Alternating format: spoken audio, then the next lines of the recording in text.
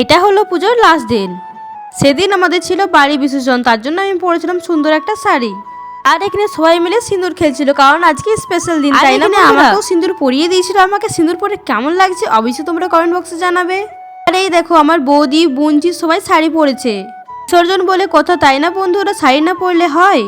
আর এই ব্লগের special member হলো ইনি। দেখেছো বন্ধুরা কতটা বেশি খুশি।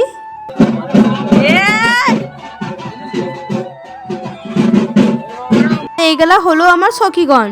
দেখেছো বন্ধুরা কত বেশি ভিড়, কারণ আজ হলো বাড়ি বিসর্জন।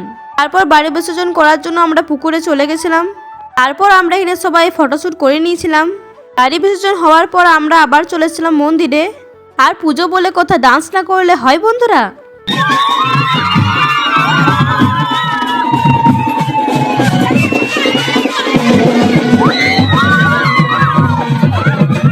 তো আমাদের বাড়ি বিসর্জন তো হয়ে গেছে। তারপর আমরা চলে এসেছিলাম বাড়িতে। বাড়ি এসে খাবার খেয়ে আবারও রাত 12টার সময় বেরিয়ে পড়েছিলাম, কারণ মায়ের প্রতিমা বিসর্জন। এটা সত্যি যে কোনো জিনিস আস্তে আস্তেই ভালো, যাবার সময় মনটা একদম খারাপ হয়ে যায়। আজ হলো মায়ের লাস্ট দিন, তার জন্য মনটা অনেক বেশি খারাপ ছিল। এই সুন্দর মুহূর্তগুলো আমি মিস করতে চাইনি, তার জন্য রাত 12টার সময় বেরিয়ে পড়েছিলাম সবাই মিলে। দেখেছো বন্ধুরা আমাদের দলগুলো কতজন হয়েছে। তারপর আমাদের লাস্ট কাজ যেটা হলো ডান্স করলে তো বিসর্জন মানাই নাই, তার জন্য আমরা সবাই মিলে ডান্স করতে চলে এসেছিলাম।